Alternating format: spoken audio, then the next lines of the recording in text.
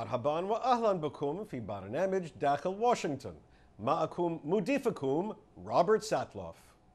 كتب ويليام شكسبير قائلا: هذا الآن شتاء السخط. إلا أنه بالنسبة لبراك أوباما ثم فرصة أن يتذكر 2015 إما باعتباره سيف النصر أو سيف السخط. والسبب في ذلك أن الرئيس يواجه عائقين سياسيين كبيرين هذا السيف فيما يخص سياساته الخارجية.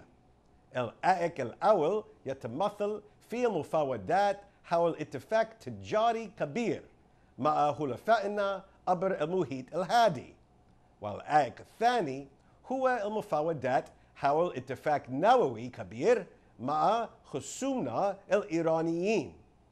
الاتفاق حول بنود صفقة مع الحكومات الأجنبية لا يمثل سوى نصف المعركة، فالحصول على موافقة الكونغرس على الصفقات يداهي صعوبة على أقل تقدير، وأصعب معاركه ستكون مع أعضاء حزبه الديمقراطي. لمناقشة الصلة بين تحديات السياسة الخارجية والمشكلات السياسية الداخلية، يسرني أن أرحب بلجنة تقدم الخبيرين السياسيين نورمان أورنستين ومانو راجو. Welcome back to Dakhel, Washington. I'm sitting here with a panel of political experts to talk about what might be President Barack Obama's make-or-break summer on two key foreign policy issues that have at least as much to do with challenges from within his own party as they do with foreign adversaries or allies. So, gentlemen, let's first talk about trade. America was built on trade. What is the Pacific trade deal all about? Manu, Well, it affects 40% of the world's economy, assuming that this deal is actually inked. It's a deal between the United States and 11 Pacific Rim nations. It's still being negotiated right now. But in order to get this deal accomplished, what the administration has been pushing, the Obama administration has been pushing at the United States Congress, is authority known as fast-track trade authority. This is something that the Congress must approve, or really needs to approve to help facilitate passage of the Trans-Pacific Partnership. And in order to get that through, the president really went to battle with his own party. A lot of folks are very concerned. Democrats are nervous that enacting this sweeping trade deal, which would be the largest in history, that this would essentially lead to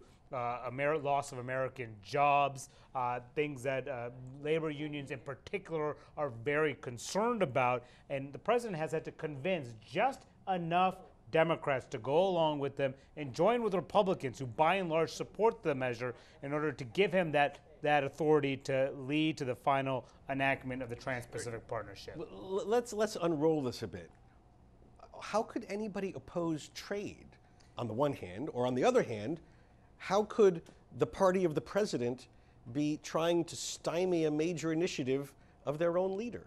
Well, remember on the latter front that Barack Obama is in the final stages of his presidency. He doesn't have quite the same clout that he had when he was in his first 4 years. So that's one part of it. But Democrats have for a very long time, in significant part because of the labor movement, been wary of trade agreements. And the argument that what's wrong with a trade deal? Trade is good. Free trade is good. The rejoinder always is twofold. One is fair trade is good. That isn't necessarily free trade. And two, the devil is in the details.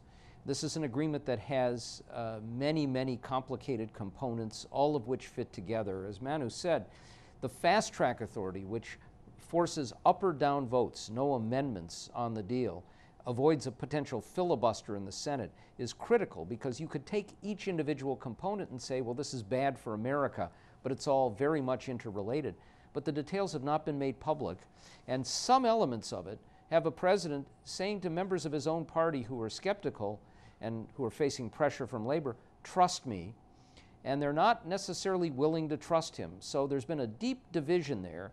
And you could overcome that if you had even more solid Republican support. And there's overwhelming Republican support, but a significant number of Republicans who, A, don't want to give Barack Obama any victory, including fast-track authority, and B, who are themselves a little more protectionist and isolationist. So it's been a long and difficult and complicated journey. So how did it happen that Nancy Pelosi, former Speaker of the House, would-be Speaker of the House, eventually voted against her president on this? It was a really remarkable scene because for months Pelosi had not said how she was going to vote on this. She had many meetings with the president. She kept an open mind. She wasn't quite clear how she would come down. The president went to Capitol Hill, met with Nancy Pelosi's House Democratic Caucus, and tried to impress upon them the need to pass this trade deal, the need to go along with this fast-track authority. But what Pelosi at that time still would not say how she was going to come down. But 2 hours later, she went to the House floor and she said that she was going to vote against the president and take the very politically shrewd move and hold up a specific aspect that would provide worker aid to displaced workers. This is a big priority for Democrats, but Pelosi thought that Democrats wanted to block this in order to scuttle the larger trade agenda. So Pelosi goes to the floor and does this, really surprises Barack Obama and the rest of the Democratic Party. So as a result, they had to do a lot of procedural maneuvering to overcome this House Democratic opposition. So much so, they had to split this trade vote into individual components and pass it through both chambers over the opposition of the House Democratic leader. This is a fight that you have not seen between the president and his own party since he came to office. Well, there are a couple of elements of this which are interesting. One is Obama did some things that he hasn't normally done. So we had a congressional baseball game, and the president made a surprise appearance. But that surprise appearance at the game infuriated Democrats because the Republicans in their own dugout were shouting out TPA, Trade Promotion Authority, TPA, and the president saluted and waved at them, and the Democrats were not happy with that. He was, in effect, waving to the enemy.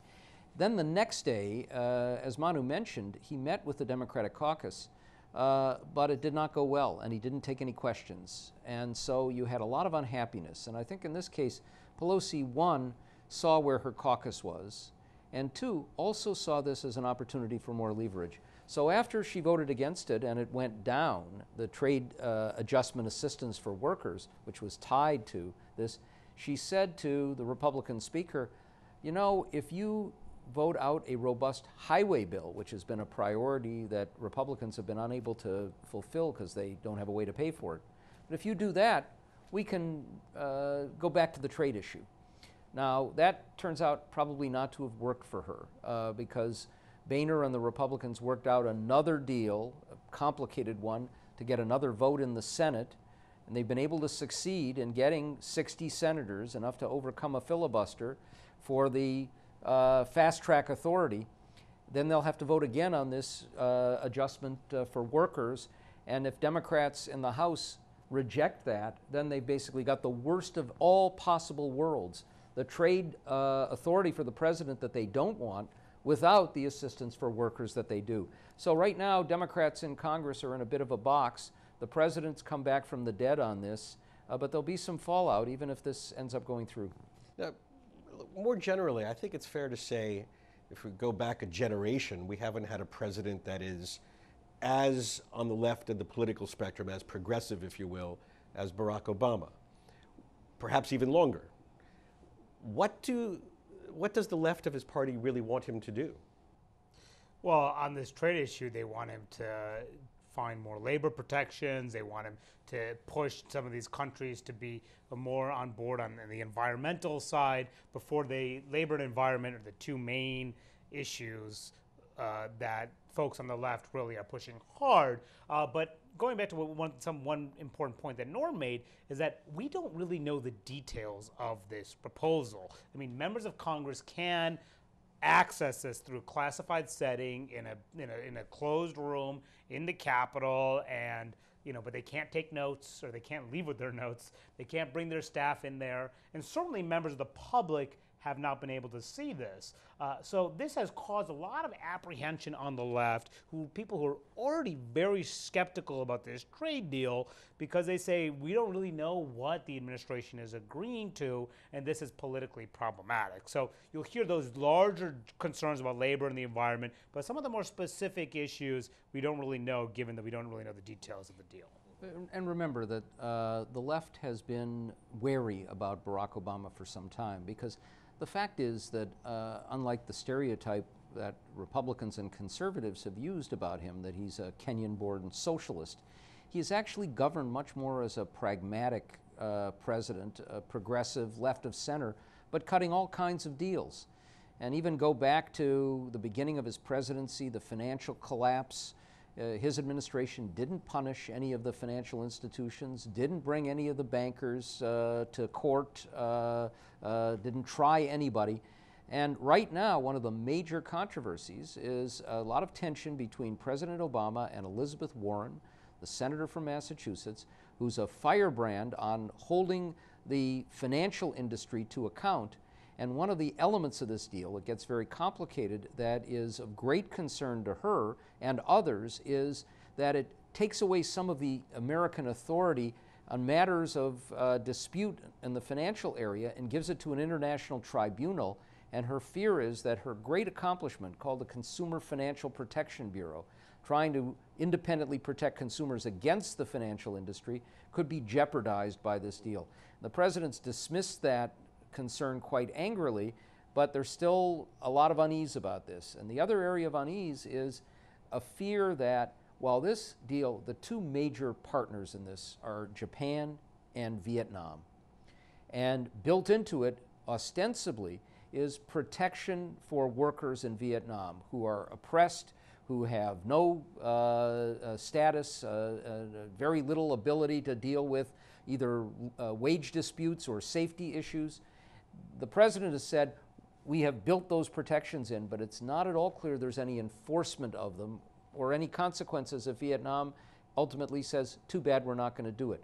So there are legitimate concerns that haven't been addressed, but a lot of this is a union leadership that has been losing battles everywhere that makes this its big stand, and a president who still doesn't have the full trust of his own party. And I would also add, on the Japan side, what worries a lot of folks from the auto states is, of course, competition with Japanese car makers. And clearly you've seen that from the Rust Belt states that have been hit hard from these foreign competitors, and you've seen a lot of skepticism from Democrats worried that this would open markets to Japan and Japanese automobiles.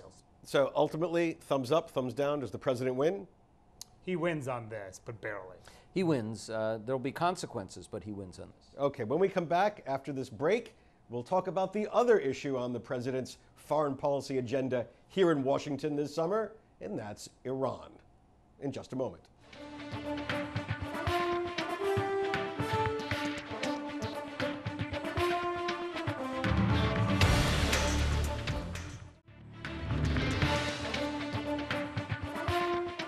Again, my panel of political experts includes Manu Raju.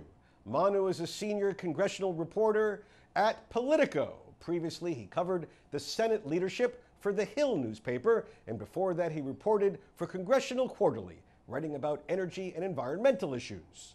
Sitting to his right is Norman Ornstein. Norm is a resident scholar at the American Enterprise Institute, an election analyst for CBS News, and a contributor to the National Journal and Atlantic magazines. His newest book is called It's Even Worse Than It Looks: How the American Constitutional System Collided with the New Politics of Extremism. So, gentlemen, right now there's an agreement on Iran's nuclear program. But there was a lot of negotiation going on here in Washington about what, if anything, Congress should get to say about a possible agreement. What was that all about, Norm? Congress includes different components here. Republicans, first of all, who've never trusted Obama on any foreign policy issue, much less domestic policy, and don't trust him especially to cut any kind of a deal that they would find acceptable on Iran. It's not that they have a policy alternative of their own, but at this point, negotiating with Iran is something that they see as literally a devil's bargain, and a fear that it will result in the sanctions being removed prematurely and an inability to put them back. And there are some Democrats, including the former chair of the Foreign Relations Committee, Bob Menendez of New Jersey, who has his own problems now with an indictment, but who was vociferously opposed to any kind of a deal. And if you put those things together, the question is whether Congress can find a way to block the president from being able to change sanctions when he wants to change sanctions, can pass things that are so embarrassing that it might blow up a deal to begin with, or will simply grumble and be really unable to do anything. The administration argued that this is not a treaty, so therefore Congress really doesn't get to have a say. But in the end, the administration accepted a certain legislative solution. Yeah. What's in that solution? Yeah, well, the White House really got rolled on this because initially the president did say that, said Congress should not have a role. This is not a treaty. This is something that the administration is negotiating in a multilateral agreement, and it's something not subject to the United States Congress review. But what Congress did pass was known as the Iran Congressional Review Act, which essentially allows Congress a say, gives them a vote on whether or not to allow this agreement to move forward. Now, the administration reluctantly went along with this because eventually there were enough Democrats who were willing to join forces with Republicans to override a presidential veto. So at the end, the administration had no choice but to say, oh yeah, we were for this all along. But what they did get was that the bill that was enacted was relatively watered down from the proposal that Republicans wanted initially. They wanted a very high hurdle for the president to clear in order to get this accord through Congress to something, a treaty. If it were to go through the Senate, it would need 2/3 majority. That 67 senators would need to approve of a treaty to be ratified. There are some Republicans who wanted this to also have a 67 vote threshold, a very high threshold in a body that has 100 senators. But in the end, they were able to lower that threshold significantly. And now, essentially, what the administration needs to make sure that their agreement holds is essentially 34 senators to agree with them. I mean, the way that they constructed it is a pretty complicated legislative process, but that's the key number for them. If they can hold 34 senators, they should be able to get their accord through. So, and there are 46 Democrats, so presumably they'll be able to get their party at least to keep the agreement going. But this all changes, of course, if this is an incredibly unpopular agreement and Democrats run scared. Maybe that could make things a lot harder for the administration. So, I gather that there's at least a handful, more than just one or two, but a handful of Democrats who are on the fence, uncertain about all this. You definitely have enough Democrats to create headaches for the president. You know, on the other hand, you bring it to the Senate, and then what happens is senators are told, if you vote this down and reject it, and Iran moves forward, as they will quickly, to create a weapon, it's on your heads. And with no real plan otherwise, other than saying, let's have more sanctions, there really isn't any place for them to go. So I doubt very much that the president, in the end, I doubt that he'll have to worry about getting that threshold of 34. Even if he can make the 34 votes, chances are likely the president will get resounding majorities, at least disapproving of the deal. Not veto-proof, but well more than 50. And this, you know, let's face it, this doesn't mean now there's a deal, we can forget about it once that vote takes place. Because the fact is Congress will have a role in other ways moving forward. This deal is going to have to emerge in stages. It's a question of when and how the various sanctions that have been imposed upon Iran get released, eased, lifted, reversed. And Congress can play a very significant role there, and can play a role that could make the president's life quite difficult for the next couple of years. That's absolutely right. I mean, there was a lot of support in Congress to enact more sanctions, but a lot of Democrats held off because they wanted to let these negotiations happen. So presumably, even if this agreement does hold and is not scuttled by Congress, there are other ways for Congress to intervene, maybe pushing for more sanctions, things that the administration is resisting right now, and that the administration would not be able to block given the support in Congress. So again, thumbs up, thumbs down on this one. You think the president wins? I think he wins. I think he wins, but it remains to be seen if they can get a deal that will pass muster. And of course, as you know, that includes a fair amount of confidence that the inspections will actually be real, broad-ranging, and obtrusive enough that you don't have to let the Iranians be trusted on this without knowing for sure what they're doing. Okay, very good. Gentlemen, thank you. I hope you have a good summer. It's going to be an active summer here in Washington. Hot one. And a hot one. بهذا نصل إلى نهاية هذه الحلقة من برنامج داخل واشنطن. إذا كانت لديكم أي استفسارات أو تعليقات حول هذه الحلقة وخاصة حول علاقة الرئيس بحزبه، أرجو أن تراسلوني مباشرة على عنوان البريد الإلكتروني التالي insidewashington@alhurra.com. معكم روبرت ساتلوف. شكرا لكم وإلى اللقاء.